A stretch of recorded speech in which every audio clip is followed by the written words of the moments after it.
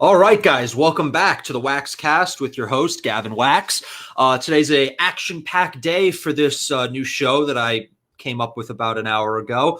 We already are on episode 2. Thank you all for tuning into episode 1 with my good friend, Vish Burra. I am now joined by another good friend of mine, Nick Hankoff. Nick and I go back a few years now from some old weird libertarian circles. Nick is a writer. He also launched his own podcast of his own, which I'm going to let him explain in a bit. But Nick, thank you for coming on, and please tell us how people can find you.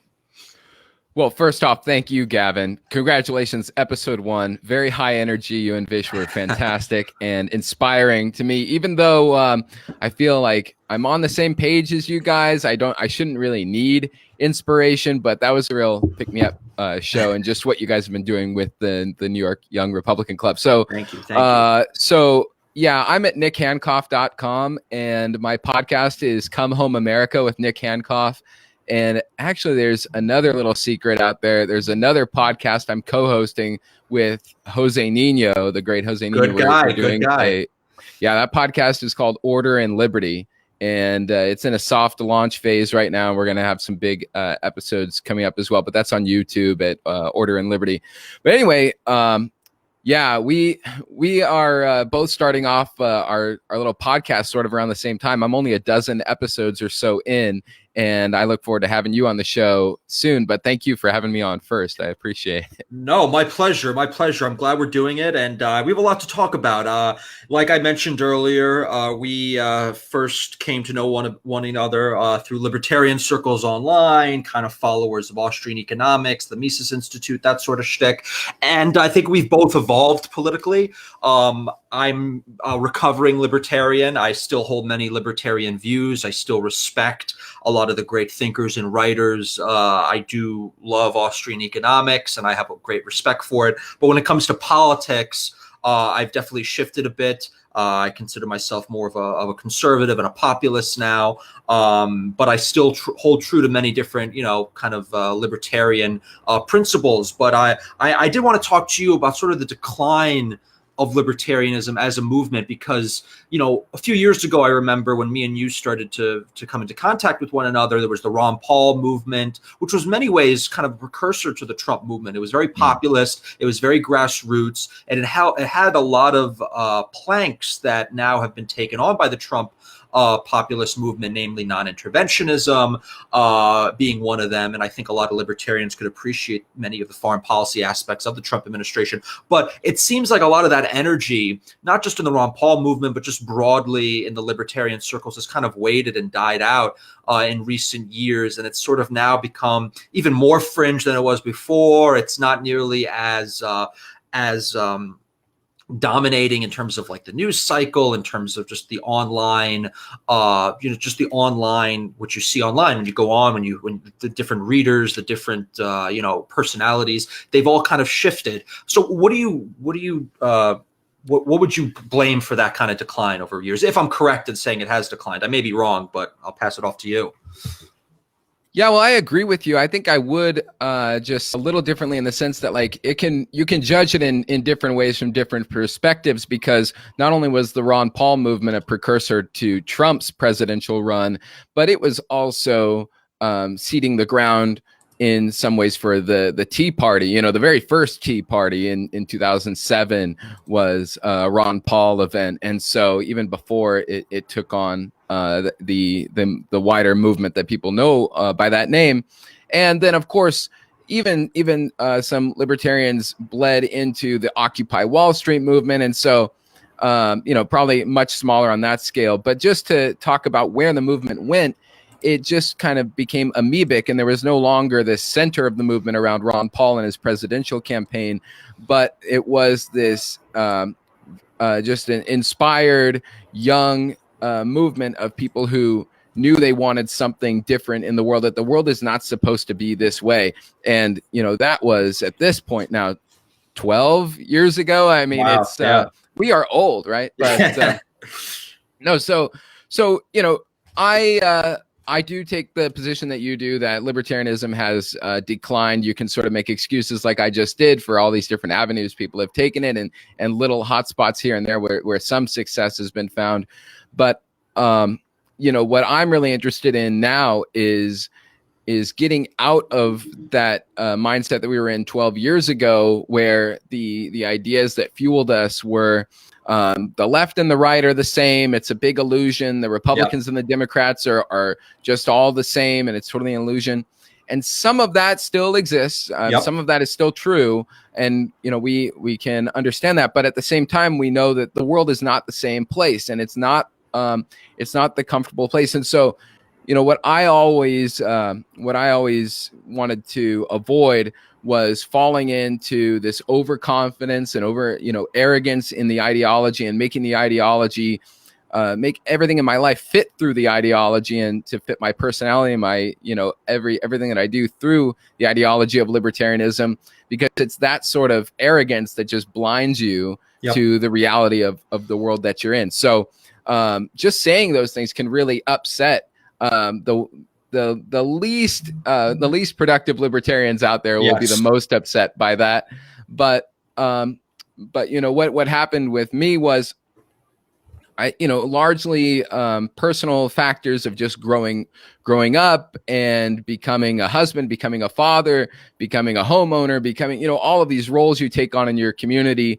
I converted to Catholicism just almost a couple years ago now.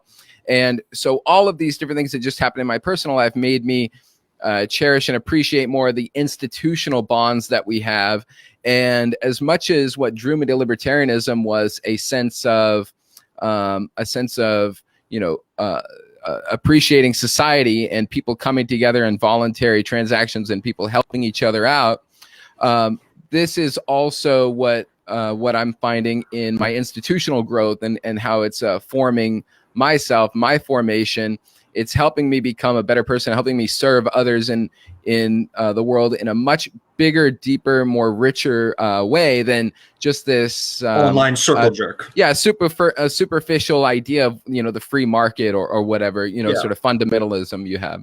I liked a lot of that, and I couldn't agree with you more. I think kind of libertarianism devolved into kind of this bubble, and it was this absolutism or nothing type of approach, which is fine if you want to engage in sort of just academic discussions. But if you did want to take an approach to advance those ideals through, say, politics or some other medium, you have to be willing, I don't want to use the word compromise necessarily, but you have to be able to be practical and be able to sell things piecemeal. And I think, if you look at, what's going on in politics today, the Ron Paul revolution was successful in basically mainstreaming a non-interventionist type of foreign policy. Neoconservatism is dead. It's way more dead than libertarianism. I mean, it exists in maybe some small corners of Bill Kristol's head, but for the most part, it's been repudiated by the grassroots. And that's a big change over the last, you said 12, even 20, 30 years. So, I mean, there have been successes in advancing some of those viewpoints, but I think what's happened is that libertarianism has kind of become Lawbergism, which is like, I mean, you know the type of people, these Lawbergs who are just sort of, they're absolutists. They don't want to concede anything. They don't want to be practical in any sense. And then they take on the worst possible positions to die on. And many of those positions are not even necessarily libertarian. Like, I was never a socially liberal libertarian. I was always a pro-life. When I still called myself a libertarian, I was always a pro-life libertarian. I always held some views that were still right of center. You could describe them as conservatarian, etc. But it seems like that the branch that I used to adhere to, and I believe you also had some sympathies with, has sort of just kind of dispersed, merged into other groups. But then all that's left is this social left Lulbergism, which basically not only is open to, but openly embraces sort of this social degeneracy, this cultural Marxism, this left-wing nonsense, SJWism, and they do it under this banner of libertarianism, which is so incorrect, one, and just also kind of just repulsive to many people who may have been open to some of those ideas otherwise. What do you make of that? Yeah, and I think that's actually part of the reason why we don't have to worry about them that much. I mean, yes, we could lose the word libertarian, but what has happened to the word liberal? What has happened to even the word conservative? I mean, we could lose these labels, and what should we keep the labels and lose the actual value behind them? So I'm not too concerned about who calls himself, the real libertarian or all of that. But, you call yourself a conservative. Now, I don't know what I call myself now. I feel like this is such a fluid situation that we're in, that the labels, we can't attach too much value to them, but we do want to be clear in where we stand. I might be a bleeding heart paleo libertarian, if that's paleo. Okay. Yeah, because and what I mean by bleeding heart is I just feel for these folks who were in the same place I was not too long ago. I voted for Trump in 2020. But didn't know for certain that I would until probably last year. It was something that was building up. I mean, in 2016, when Trump won, I couldn't wipe the smile off my face for days, even though I hadn't voted for him and I hadn't supported him. I knew I was rooting for him in this anti-Trump sort of sense, in the way that Justin Raimondo put it. And so, I over time grew to understand that Donald Trump was, this absolute force to be, this force not to be underestimated, and even to this point, not to underestimate him. And in 2020, I voted for him. I tried to get other libertarians to vote for him. And so what this brings us to now, and not getting into all of the election stuff, Trump has a small chance of keeping the office, and we can do what we can, which is not much beyond prayer at this point. But in terms of Trump's relevance, in terms of what he means to the people outside of us, the people, we're trying to reach, the people we're supposedly trying to convince with their ideas, that cannot be dismissed, hand waved away. It's something that we have to really confront, even if it makes us uncomfortable or challenges us to change in some way that does not really, at the fundamental point, violate our principles, I would say.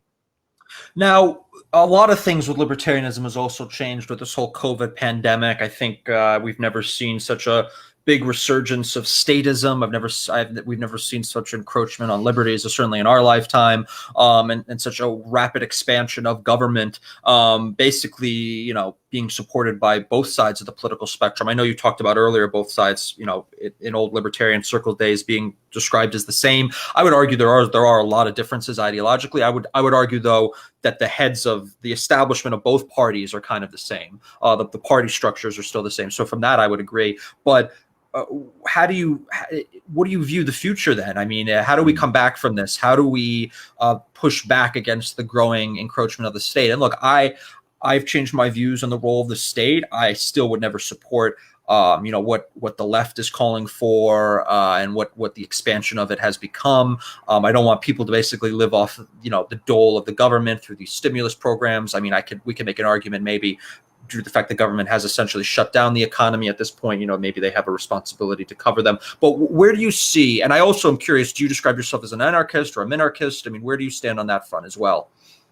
Oh, sure. So, I don't have any qualms about anarchism, but this sort of gets into the Lulberg territory, doesn't it? Where we can really debate these things. But yeah, sure. I am a Rothbardian libertarian. And so, yes, in the final analysis, do I push the red button to blow up the state and we have a stateless society? Yes, I probably can't resist. And I push the button, regardless of the fallout that could be destructive. But that's sort of fun talk. But in terms of my analysis of the landscape today, I do see, as you say, like the most statist environment we've ever been in. I mean, and no matter what metric you measure it, I mean, you can measure it by the M2 money supply. I mean, the absolute recklessness of Congress, the Treasury, the Federal Reserve, just borrowing and printing and spending into oblivion. We used to care about the debt. I mean, now Republicans care about the debt again, right? Now that that's the meme. Yeah. And so we have that to measure the situation that we're in. But even beyond that, we can point to the elites in some sense. We can say that the power elite have robbed us of our birthright of self-government, our Republican form of government.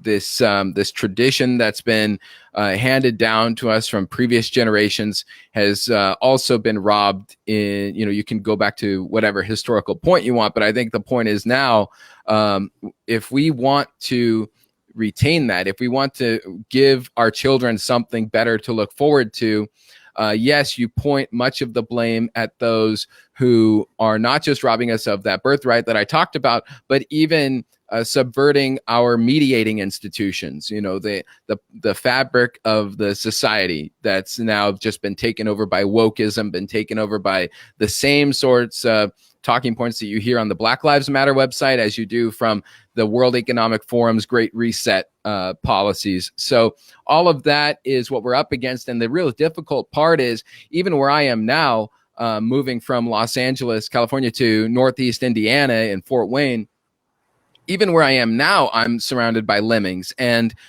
over here, it's a lot nicer. They're not absolutely going to, call you out. I have been called out for not wearing my mask or something. I have been called out in the grocery store one time, but overall, people are kind of cool about it. But I do see really these masked quislings for the most part. Good word. Good word. They're all around us, and it's hard to tell, if people are just doing it out of compliance because they can't really risk being hassled that day. We're all under a lot of pressure this year on many respects. So it's hard to know exactly what's going on with everyone's minds. Everyone, trying to get over this election and move on with their lives as best as possible. But I get the sense that a lot of people are, they want to sink their teeth into this statism and have more of it and more and more. And so we are at a point where, Ron Paul had a paper, an essay out today on the crack up boom actually coming soon, on the dollar busting up or belief in the dollar busting up. Soon.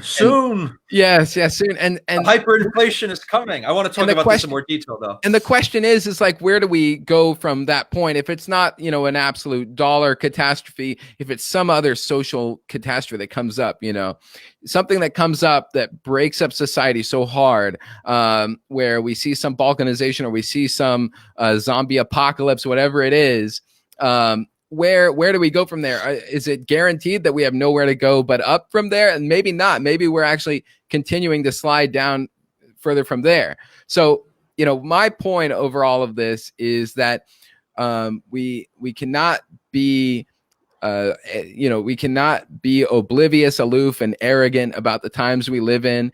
And what matters now is your own well-being, your family, your community, and the attachments that bring you meaning in your life, and letting that really steer your politics. Your politics should be about securing the institutions that are going to protect society, because the road we're on right now is toward total centralization.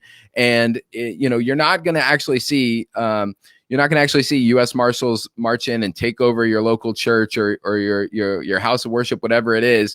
But you do see the subversion in the major houses of worship now in major churches across the country. It's all becoming woke. It's all becoming a part of the machine of global government. And so that's where the fight is in the institution and the local level, on all of these points of society. Well, there's a lot there to unpack. I mean, I want to tackle it. We'll do a choose your own adventure type of thing. The first thing is obviously the money printing. And, we've heard many people who've always followed people like Schiff and Ron and whoever it is, for many, many years, we're told, the balance sheet of the Fed rising to the levels unprecedented. This is going to create hyperinflation. We're going to lose our status as reserve currency. There's the velocity of money, and most money that we make is either, in digital balance sheets, or it's overseas. And that's why we haven't seen the type of inflation. Even though we have seen inflation, there is inflation. It's hidden. They lower the quantities of goods that you buy for the same amount of money, and then prices of some sectors have gone up astronomically.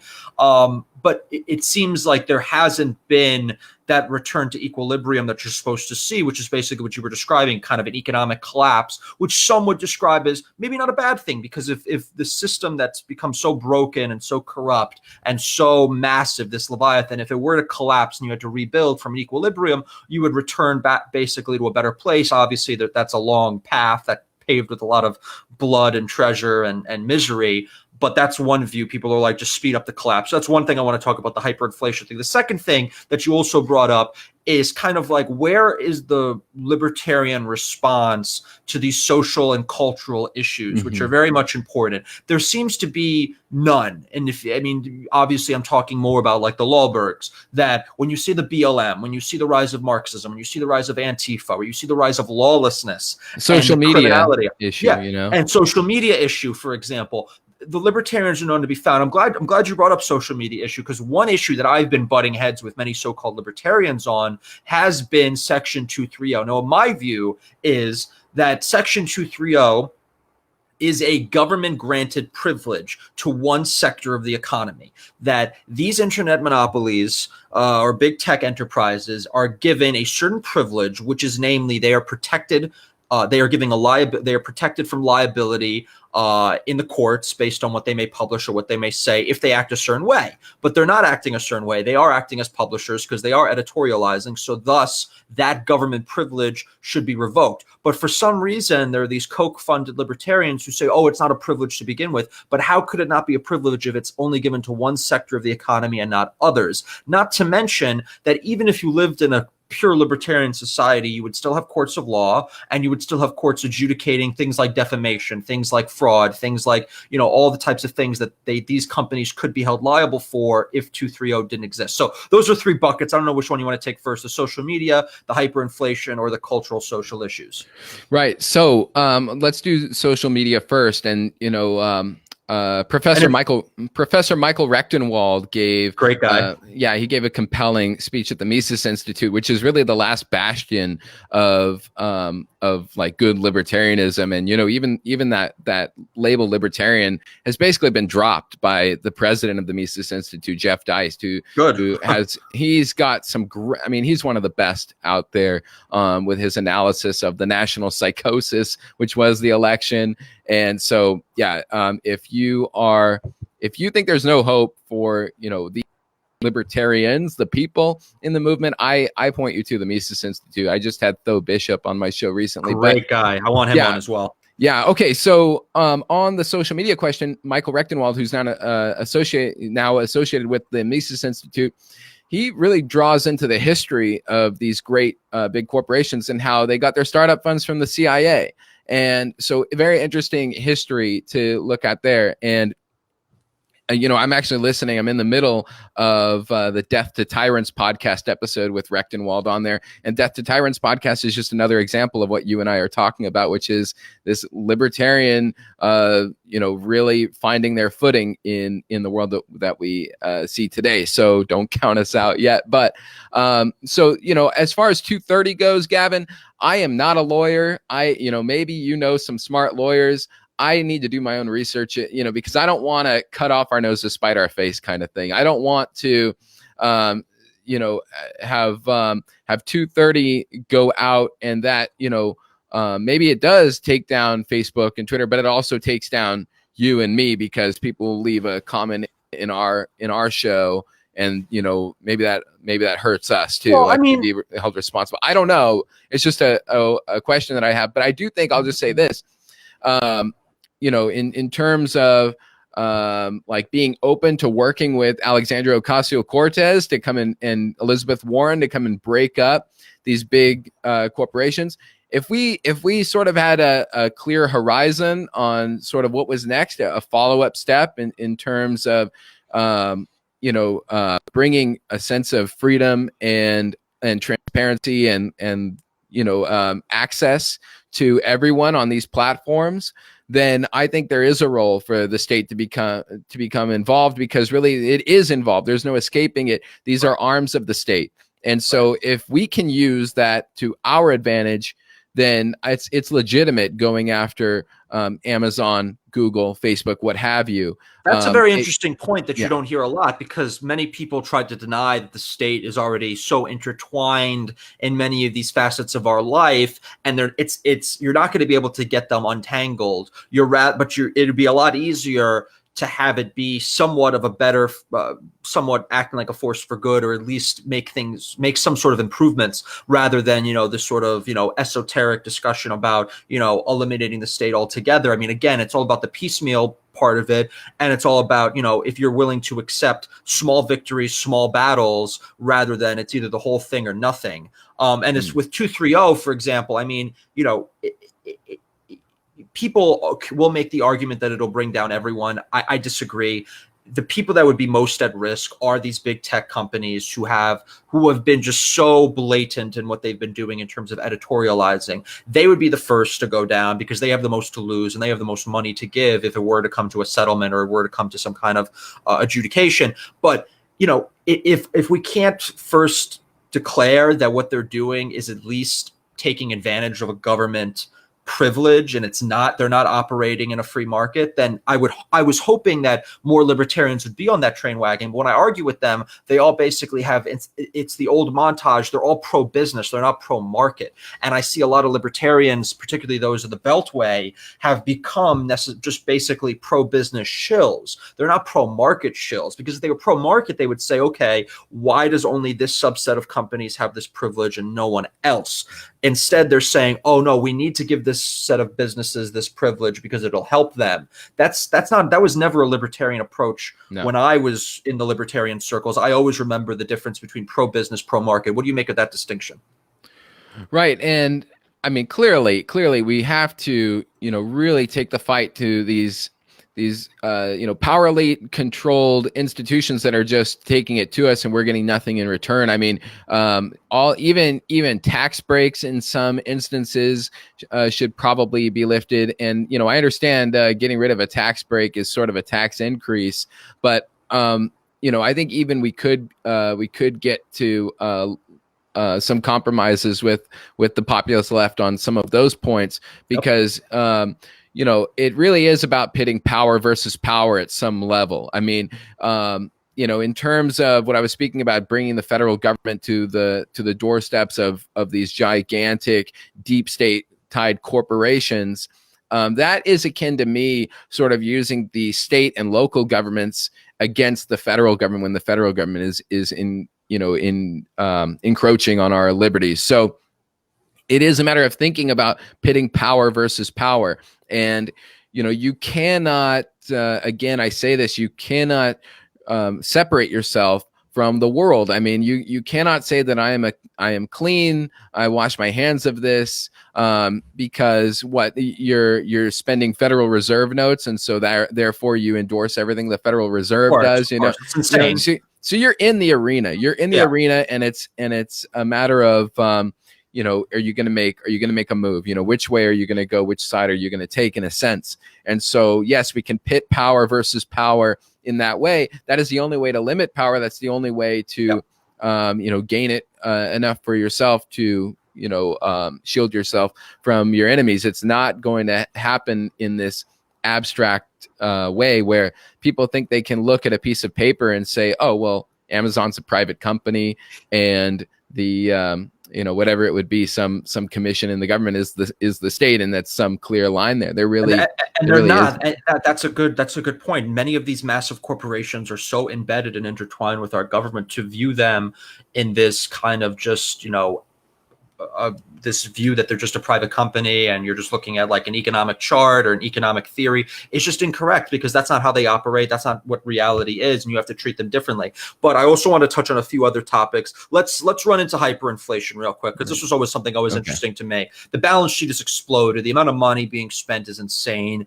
Obviously you can point to some areas where inflation has happened, where there has been obviously purchasing power has been stagnant. I mean, you could just look at it. It's impossible to start a family these days. It's very hard, and depending on where you are, you need two incomes to support, the lifestyle. Absolutely. To barely support the lifestyle that someone 50 years ago. So there has been inflation. It's obviously not shown in the government's numbers, because they know how to cook the books, and they obviously, mess around with the CPI and all that stuff. But where is sort of this kind of Weimar-esque, running out of the banks with, money flowing everywhere because money is just completely devaluing, the kind of Zimbabwe style thing you would expect. I mean, I understand we're still the reserve currency. There's still a lot of money in circulation. Not all of the money they print is in circulation, but you would think with everything we've been taught through, kind of maybe Austrian economics or whatever other school of economics you may ascribe to, that there should be something more happening, but that doesn't quite seem to be happening. Why is that? Oh, well, you are not asking the right person, Gavin. I mean, my take on it is, I am always trying to learn more and be on the edge of where the intellectuals are on this question. And there's different opinions. Peter Schiff, who, quite frankly, sells a lot of gold and silver, has his ideas of where the market's going. And someone like Bob Murphy has his opinions, and these are both very smart guys that everyone should listen to. And so, I'm not going to sit here and tell you I know when the crack up is coming. But you do think it's coming? Yeah, I mean, in the sense that, like, we just look at what happened under COVID in 2020. I mean, it didn't take much to get people to panic and go out and freak out. So, it could take many different shapes or forms that we can't even foresee right now. So when I talk about a crack up, it's a total, just dispensation of all trust in the society. There's no linkage. It's just whether or not you're going to be on the chopping block of the state, whether or not you're an enemy of the state. And people who are looting and people who are, setting fires and committing arson and destroying cities found out this year that for the most part, they were really on the side of this new Great Reset state that's coming in. And so, what is there going to be a dollar collapse that makes crazy and that, creates chaos in the society? I mean, we've had chaos in the society. Maybe not, maybe one day we'll look back and say, oh, remember those pie in the sky day, in 2020. Yeah, how great 2020 was. Yeah, and 2020 was, only a few people got killed or something. But so maybe it'll get worse. We don't know. But, I do think just as far as the money question goes, you cannot rule out hyperinflation. It's like, I feel like as soon as you do, then that's when it's going to happen, right? Like as soon as you say, oh, it can't happen here, that's when it'll happen. So I would just say, be cautious and hold some hard money, hold some cryptocurrency, hold, whatever. And, make sure that you're prepared, like have groceries stocked up, have something, right. And that should give you some peace of mind. And, it's all about just being prepared for some societal unrest. And that again is why I go back to, us revivifying and rebuilding our local attachments. And, if you're not a part of your community, either move or, get involved or help or be someone that has a purpose in your community and that your community can value that. And, that is, goes a very long way. And so that's a great segue, though, because I want to touch on one last topic before we wrap up. It's kind of where the libertarian response has been to the social and cultural issues. Right. And I also want to tie in, this whole great reset that we're talking about, which is all tied into this massive globalism. And a lot of libertarians seem to have really cheered on globalism. They're free trade absolutists. They think that, that they promote kind of like a borderless society. But really, they're playing, in my view, useful idiots for these global elites who want to create a one world government where they want the most form of centralization. And actually, globalism is just another term for mass centralization. And if you really want to return to a decentralized society, you're going to need to have borders. You're going to need to have more respect for national sovereignty. You're going to need to have federalism. You need to have more all the communal type of approaches you're talking about, all of which get destroyed when all we do is promote policies, whether it's mass migration, whether it's unrestricted free trade, all of which enrich these kind of quasi-state globalist corporations. These are all things that the old left used to talk about. I mean, maybe they still talk about it in some circles on the populist left that you mentioned, but it seems like libertarians have basically just gone out to dry on these issues and said, oh, well, free trade is good, immigration's good, immigration is just like any other importation of goods, even though you're talking about actual human beings with culture, with views, with opinions, etc. And you're not just talking about like bushels of grain or trinkets or widgets or whatever. So that was a lot kind of packed in, but where do you stand on those issues and the libertarians' lack of a response to them?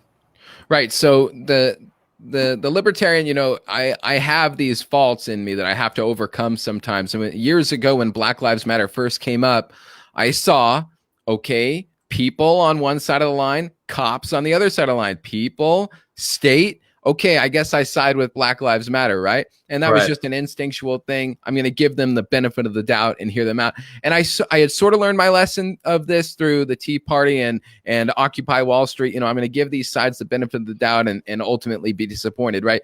Black Lives Matter was like another level where very quickly I caught on and realized that this was deeper. Yeah, it's absolutely anti-libertarian. These people will kill us. Okay. Yeah. And at least kill our livelihood and not rebuild anything in return. So I think the quickest, easiest way to answer this sort of question about libertarians and the social issues, the wokeness, the trans whatever, the LGBTQ stuff. It's like I definitely take a more traditional approach. And what I would say to those who don't is, like, first of all, do you think that you're just a blank slate? Like, really? You think the world is a blank slate? You think you just came here like dropped by a stork, like on a cloud? I mean, what world do you think you live in? Because to me, you're a part of the world. You are born into a family, you're born into a country, you're born into, these things are not absolutely static and never changing, but in terms of how they evolve and how they change, it's a matter of trade-offs like everything else. And so, to come in and say that my identity is who I say, and I choose my own pronouns and you better follow it because it's my choice and not yours, it's just a total misunderstanding of what society is. And it's a rejection of objective reality. Like, at what point, I mean, it could get really deeply philosophical. At what point can you just put your foot down? And we're not even talking politics here, and just be like, no, there are objective facts. There is biological sex. These are facts. This is science. I mean, I hate to use that phrase now because the left hates it. But yeah. And just to say, it's like,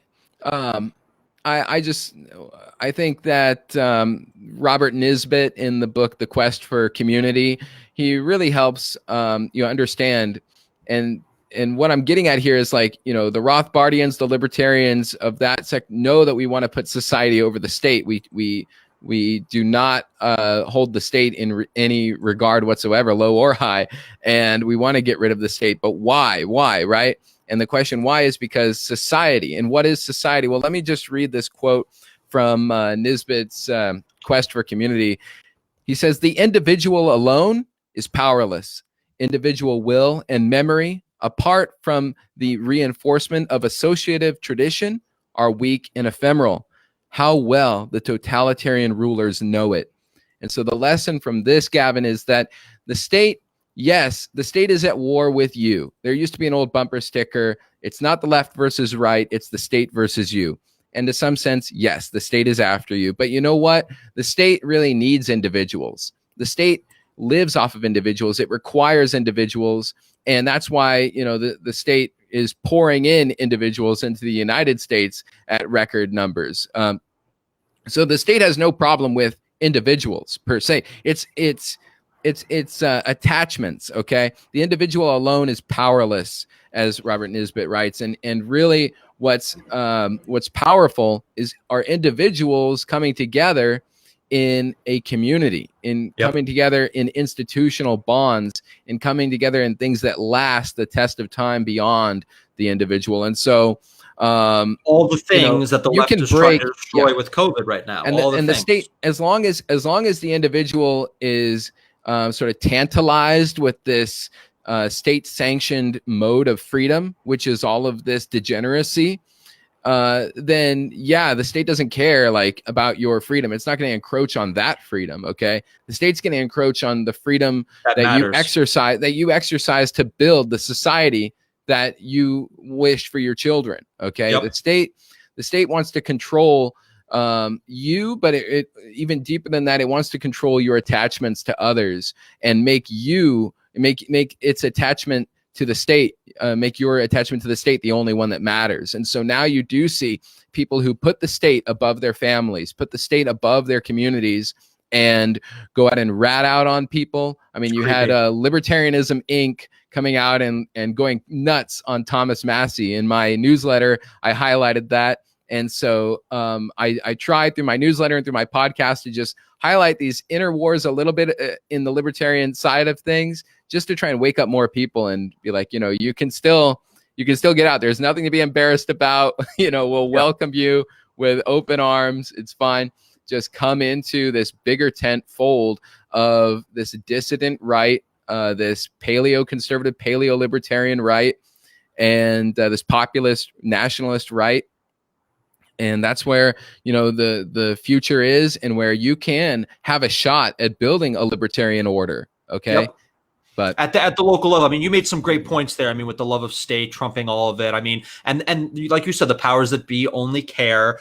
Will let you do whatever you want, any kind of degenerate thing. They don't care about that freedom. In fact, they probably want to encourage that just because, it'll help them maintain power more. But the stuff that really matters, the stuff that actually takes chips away at their foundation of power and control, that's off limits, and that's where they draw the line. But I think that's an interesting distinction. But I think we ended on a good note here. I think this was interesting. We covered a lot of ground, a lot of philosophical, economic topics. I'm really glad you came on. We ran about a little over, but I want to give the last word to you. Sorry about that. No, this was good. I pushed it because I wanted to cover a few more topics before, even though we hit the 30-minute mark, but it's fine. I'm going to give the last word to you, and if you want to just plug in where everyone can follow you, and also for everyone listening, this is the Waxcast podcast, episode 2.